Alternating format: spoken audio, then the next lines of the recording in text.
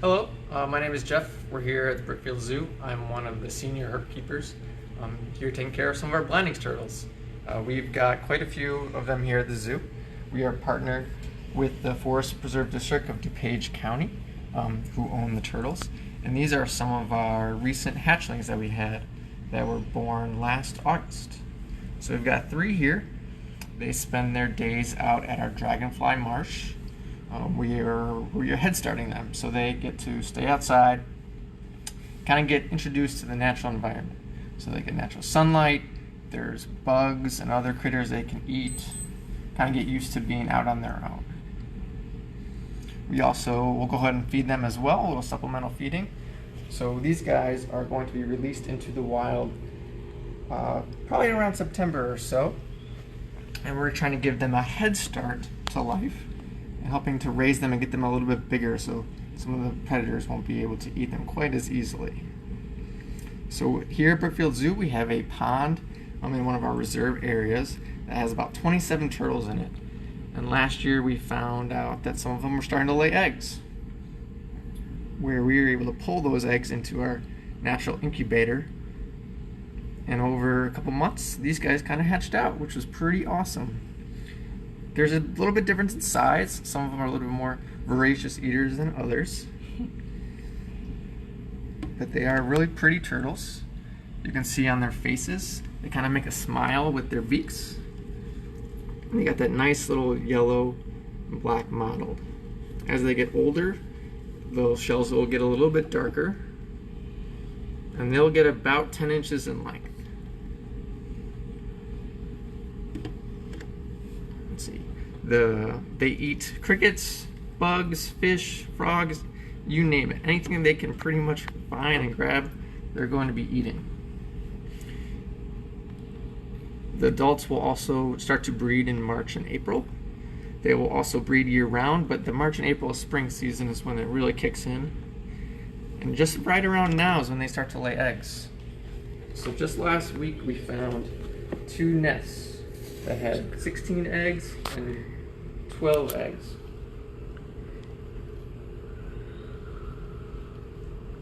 So how many eggs can they lay at one time? So they can lay up to around 19 or 20, but average is more about around 10 or so.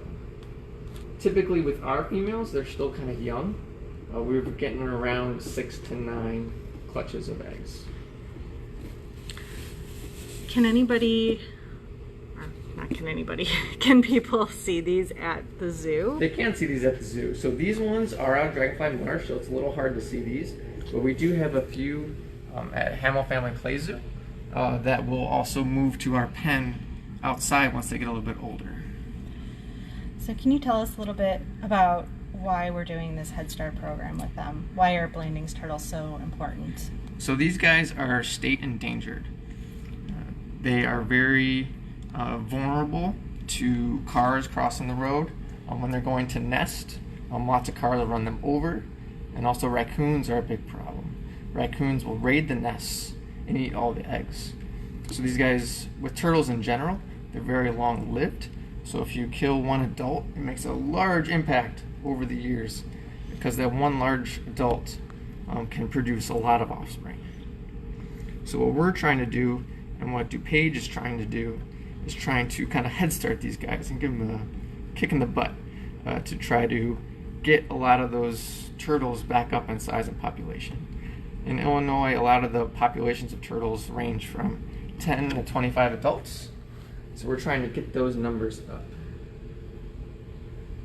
Here at the zoo, we've been partnered with Forest of DuPage for about since 2013, and this year we'll have had started over 100 turtles. The Forest District DuPage, they've released over 3,000 turtles, so we're happy to be a part of that partnership. And now, in these last couple of years, we're starting to breed our own turtles to help with this head starting production. That's awesome. Yeah. At what age do they start laying eggs? Around, I believe it's around 13 or so. A lot of it has to do with the size of the turtle versus how old they are. Once they reach a certain size, they'll start to produce eggs. And then how long do they live? These guys can live over 85 years. Holy They can live a cow. long time. So I'm gonna throw some worms in here. We'll see if they decide to eat them or not. They may just be scared of them. I love how you set up this tank so that we can see them so well. Yeah. You can really see them swimming around. So they might be a little scared, or at least uncomfortable. They're typically not in these clear tanks. But these guys have been outside all year since the spring. Or sorry, since it got warm enough out. So if someone sees one of these turtles crossing the road, let's say it's, a country road where there's not a lot of traffic, how can they help the turtles to not get run over? I would say first and foremost is be safe. You make sure if you are wanting to stop and help a turtle cross the road that you are watching for traffic. It is very dangerous to get out of your car to help a turtle cross the road. So make sure that you can check all of the traffic, take your time. It is best if you see a turtle moving, bring it in the direction that it is heading. It is likely a female trying to lay her eggs. But again, make sure you're very safe. If you're on a hilly country road, those cars can come real quick.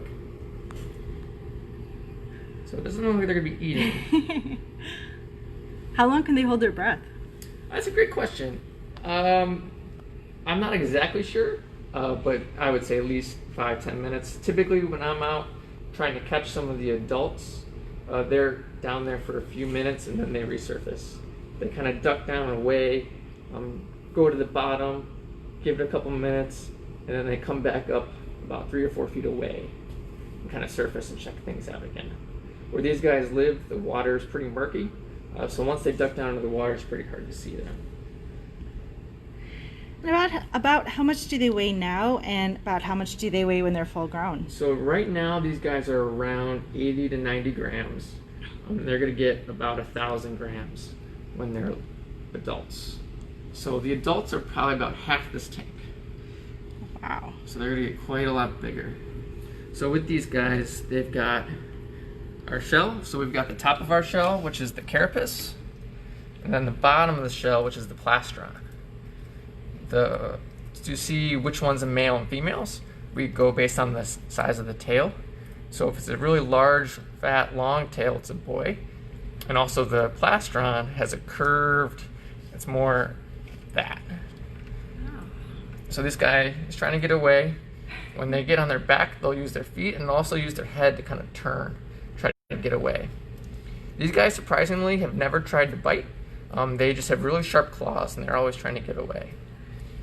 As babies, these guys can't really close their shell, but as adults, they'll have a hinge right here and right here, and they'll be able to close the shell up and protect themselves from predators. Oh, that's cool. So what kind of predators do they have aside from raccoons?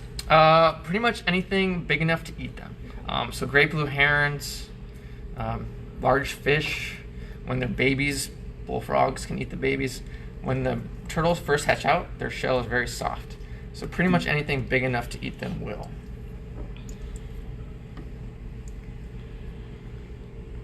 So the way we identify them as when they're babies is based on their plastron. They've got different patterns. So we can take a picture of both of them and see which one is different. In the wild, they'll actually chip parts of the shell, which is this keratin, just like your fingernails. Oh, so it doesn't hurt. So it doesn't hurt. And they'll just make a little mark in all of these marginal scutes, and they kind of like create a system and a pattern and a code to tell who's who. Once they get big enough, they'll put a microchip in there as well, to where they can just wave a magic wand over it and they'll be able to tell who's who. Can people take these home as pets? These guys you cannot. They are state endangered, so it is illegal to have these guys as pets. What about other turtles that you find? Other turtles, depending on where you find them, yes, you can. I always suggest making sure you look it up before you just go out and take. There's certain areas where you can and certain areas where you can't. Okay, good to know. Yeah. And this is just a temporary setup. This is not what these guys would live in. This is not an appropriate tank for them. Yeah, this is just for Facebook Live. Yeah, just for showcasing purposes. So we also have some eggs in here I'll take out. So we got these this week and last week.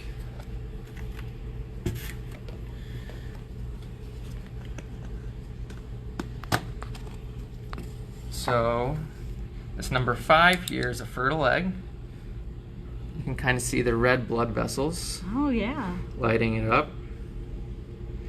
So that's how we kind of know this is developing. So this was laid 2 weeks ago, which is kind of cool. Compared to this egg here, where it's totally yellow. This is an infertile egg. And then here you can kind of see there's this band in the center. So it's light over here, dark and light. Yeah. So this egg is fertile. At first, a white spot comes on the center top of the egg, and this band forms all the way around, and then this dark band will form from both ends and go surround the entire egg to where then it'll turn into this guy. Oh, cool. So this egg, we had the 16 fertile eggs, and over a couple months, this egg will get more and more opaque and darker, and that's when we know there's a little baby formed inside.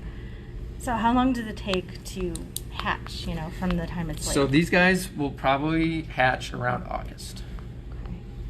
August to September. So these guys are kept in this little vermiculite substance, and we mix it with water to maintain the right humidity, and then we put them in an incubator that also monitors the temperature. Okay. And you said they can lay up to about 19 or 20 at a time? They could, most likely. Most of ours have been around 10 or 9 or 8. Okay. Closed. Cool. These guys are really neat, and I don't think too many people know that we have this program. Do you primarily work with turtles here at Brookfield Zoo? I do a little bit of everything. In the reptile department, we all kind of take turns. We all want to make sure that we know everything. This summer, I've been more helping out with the blandings, but we all kind of help out. Cool. I love the guy just kind of floating up at the top. Yeah, so these guys can control the buoyancy very well, so they can see whether to come out top or sink down and try to get away from predators. So do they spend most of their time in the water? So these guys, when they're young, spend a lot more time in the water and swamps and wetlands. When they're adults, they'll range more into like the grassland area. So these guys do live in a mixture of bodies of water. They don't really like open lakes, but you can find them there if there's surrounding wetlands and grasslands. Typically, when I find the adult females, they'll be trucking through the grasslands and grasses, and you'll see like trails through the grass. So they'll definitely forage on land as in the water, but they're definitely more wetland and grassy, wet areas. Now some of them have, it almost seems like more spots or more, I don't know, striations on their scutes. So does that mean anything, or is that just, It's kind of the differences in turtles, Okay. but it also is in size for sure. Okay. So this guy's a little bit smaller. He doesn't have quite as many. As he gets bigger, he'll look more like this. They won't be exactly the same, but he'll definitely get more stripes. Excellent. And then as adults, I assume. As adults, it gets a little bit more darker. Yeah. And I definitely noticed less of the stripes and more of like yellow spots on them. Yeah, the ones that we have over in the play zoo are a little bit older than these. Yeah. So they're, I mean, you can tell the difference if you watch this video, and then when the play zoo eventually opens up, go take a look at them, or we could post a video of them too, I guess. That'd be really cool just to see the differences between the younger ones and the older ones. Yeah. And when the females do have eggs, we palpate them. So what we do is we take the turtle and we actually stick our finger up into here, and we can feel the eggs and the curves. Really? So we kind of I'll do it from one side and the other side, and you'll be able to feel the curves of the eggs. And then when I do catch them up right around now in late June and they don't have that, and I don't feel anything, I know that they laid eggs, and we'll try to search the beach where they found some. Okay, so when they do have eggs, what do you call that? It's gravid. Gravid. So gravid means that they're full of eggs, but we don't know if they're fertile or not. When an animal is pregnant, you know that the offspring is viable. It's alive. With a lot of these eggs, turtles and reptiles can lay eggs without them being fertile. So like the one egg I showed you, that egg will not develop. Nothing will hatch from it. So we refer to it as gravid because we don't know whether they're fertile or not. So how long will they hold on to those eggs before they lay them? It depends. Typically, I'm not exactly sure. I would say around a month or so. The eggs will develop over time. And environmental cues, along with their diet and their health, will all kind of help trigger on when they should lay. If something goes wrong and they hold on to their eggs, that's when medical complications can happen. Egg bound is something where the turtles don't feel like they should lay. They can't find a suitable nesting site where their natural instincts tell them, hey, don't lay here. And they can keep their eggs inside, and they could accidentally rupture, and they can become infections. So with a lot of our turtles, we try to catch them up and check whether they have eggs to make sure that they're really small. Okay, and that can happen with birds too, right? I think so, yeah. Well, I know that can happen with chickens because I have chickens. Yes, so yeah. I'm not an expert on birds, so... Well, you should be an expert on everything. Yeah, not so much. Can you tell us a little bit about what the differences are between turtles and tortoises? Yes. So all tortoises are turtles. Not all turtles are tortoises. I get it confused every single time. Yeah. It's not a scientific distinction.